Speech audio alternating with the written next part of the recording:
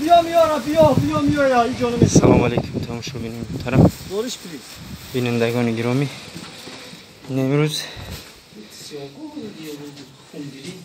امروز خونگیری بر ضد بیماری بروسلوز بغم شدید چاروای کلان شاخدار این حال در جماعت دهات چشمسار دهه چشمسار قرار داریم.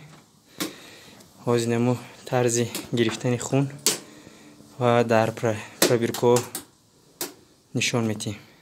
بیا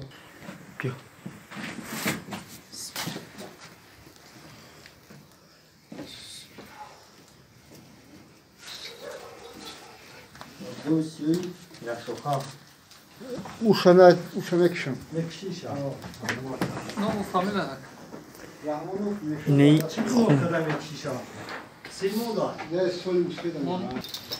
اینه پرویرکوی خونو یکی ما گرفتیم از چاروا برای بینندگان گرامی. نمیخوای پرویرکو میگیریم بر لابراتوری جمهوریوی شهر دوشنبه روان میکنیم. تشخیص بعدی 10-15 روز انیق میشه.